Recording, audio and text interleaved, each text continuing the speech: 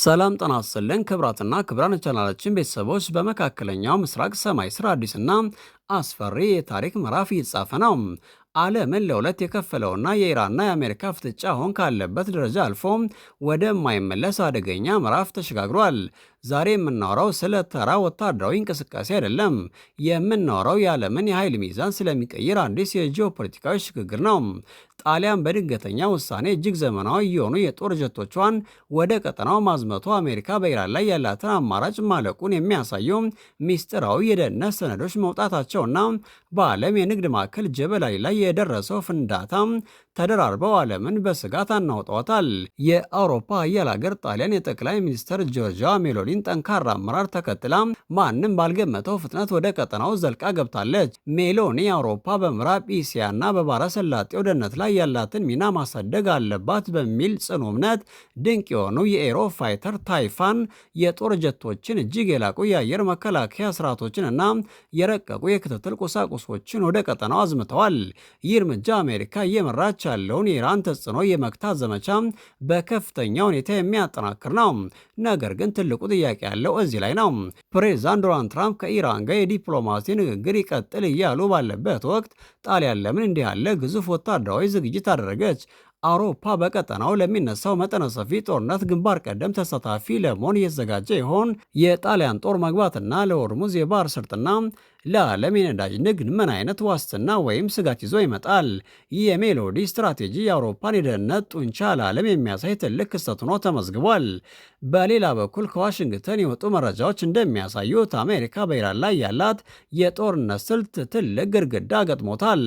የሲኤንኤ ዘገባ እንደሚያመለክተው የአሜሪካ ማዕከላዊ እዝ ከፍተኛ መኮንኖች የደህንነት ተንታኞቻቸውን ኢራን ላይ ጫና ለመፍጠር የሚያስችሉ ያልተለመዱና ፈጠራ የታከለባቸው አዳዲስ መንገዶችን ፈልጉ ሲሉ ተማጽነዋል።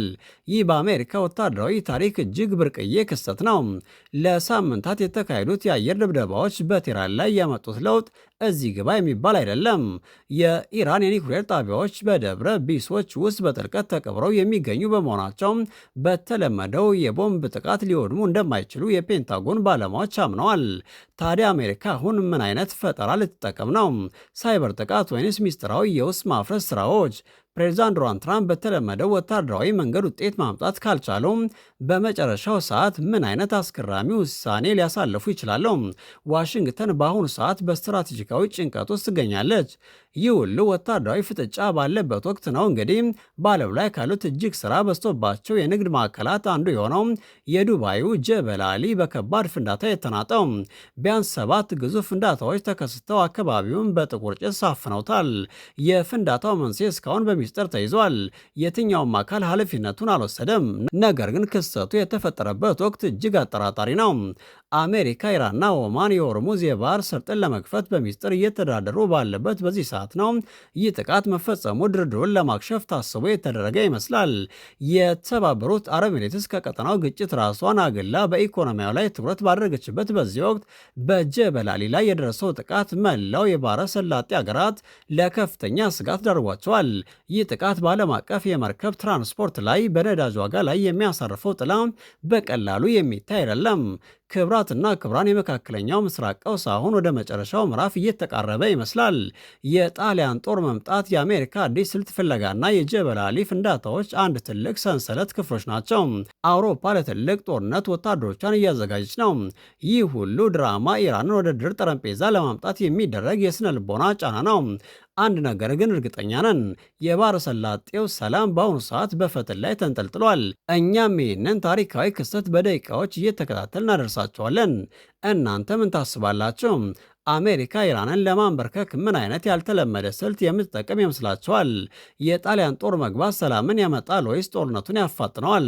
ሀሳባችሁን በኮሜንት ላይ አስፍሩልን። ለተጨማሪ ሰበር መረጃዎች ቻናላችንን ሰብስክራይብ በማድረግ ቤተሰብ ይሁኑ። አብራችሁን ቆዩም። ክብራትና ክብራን፣ ዛሬ በዚህ ልዩ ዘገባችን ያቀረብናቸው እውነታዎች የሚያሳዩን አንድ ትልቅ ሀቅ አለ። መካከለኛው ምስራቅ ከእንግዲህ ወደ ነበረበት ሰላማዊ ሁኔታ የሚመለስበት እድል እየጠበበ መጥቷል። ይህ በጣሊያን በአሜሪካና በኢራን መካከል መካከል እየተካሄደ ያለው ፍጥጫ ተራ የፖለቲካ ትርኢት ሳይሆን የ21ኛው ክፍለ ዘመን የዓለምን የኃይል አስተላለፍ የሚወስን ታሪካዊ ክስተት ነው። ዛሬ ጣሊያን የኤሮፋይተር ታይፋን የተሰኙ እጅግ ዘመናዊ የጦር ጀቶቿን ወደ ባሕረ ሰላጤው ስታዘምት ጠቅላይ ሚኒስትር ጆርጂያ ሜሎኒ ለዓለም ያስተላለፉት መልእክት እጅግ ጥልቅ ነው።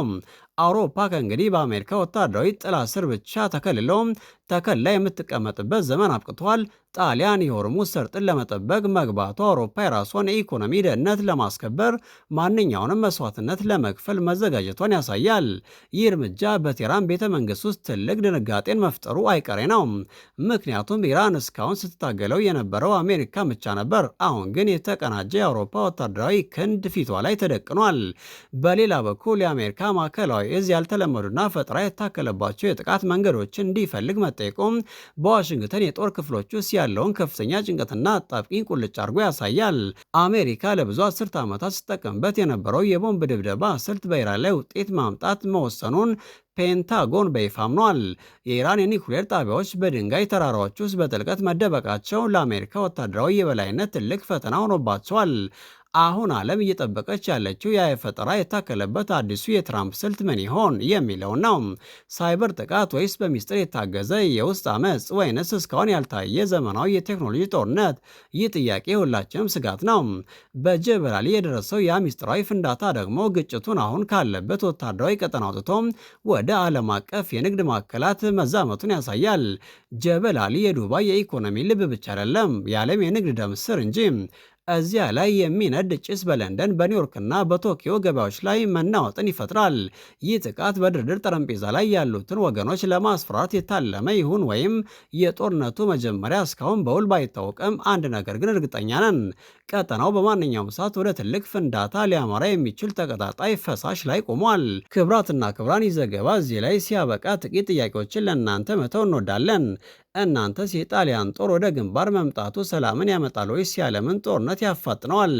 አሜሪካ ፈጠራ የታከለበት ስልት ስትል ምን ማለቷ ይመስላችኋል? ኢራንንስ እንዲህ በቀላሉ ማንበርከክ ይቻላል? በጀበል አሊ ፍንዳታ ጀርባስ ማን ይኖር ይመስላችኋል? የእናንተን ሀሳብና አስተያየት ለውይይታችሁ ትልቅ ግብዓት ነው። ስለዚህ ያላችሁን ስሜትና ትንታኔ በኮሜንት መስጫው ላይ በዝርዝር አስፍሩልን። እኛም በየደቂቃው የሚቀያየረውን ሁኔታ በንቃት እየተከታተል እውነታውን ከፕሮፓጋንዳ በመለየት ወደ እናንተ ማቅረባችን እንቀጥላለን። ይህን ዝርዝር መረጃ ለሌሎች እንዲደርስ ቪዲዮ ላይክ እና ሼር ማድረጋችሁ እንዳትረሱም። እንዲሁም መሰል ጥልቅና ሰበር ትንታኔዎች ሁልጊዜ ቀድሞ እንዲደርሷቸው የደውል ምልክቷን በመጫን የቻናላችን ቤተሰብ ይሁኑ። ዓለም በአስፈሪና በአስገራሚ ለውጥ ውስጥ ትገኛለች። እኛ ደግሞ የዚህ ለውጥ ዓይንና ጆሮ ሆነን አብረናችሁ እንዘልቃለን። ቀጣው መረጃ ከየት ወገን እንደሚመጣ ማንም አያውቅም። ነገር ግን እኛ ዘንድ ሲደርስ ወዲያውኑ ይዘንላችሁ እንቀርባለን። ስለተከታተላችሁን ከልብ እናመሰግናለን። በሌላ ሰበር ዜና እስከምንገናኝ ድረስ ሰላም፣ ፍቅርና አንድነት ለዓለማችን ይሁን። ጤና ይስጥልን። ዓለም በአስፈሪና በአስገራሚ ለውጥ ውስጥ ትገኛለች። እኛ ደግሞ የዚህ ለውጥ ዓይንና ጆሮ ሆነን አብረናችሁ እንዘልቃለን። ቀጣው መረጃ ከየት ወገን እንደሚመጣ ማንም አያውቅም። ነገር ግን እኛ ዘንድ ሲደርስ ወዲያውኑ ይዘንላችሁ እንቀርባለን። ስለተከታተላችሁን ከልብ እናመሰግናለን። በሌላ ሰበር ዜና እስከምንገናኝ ድረስ ሰላም፣ ፍቅርና አንድነት ለዓለማችን ይሁን።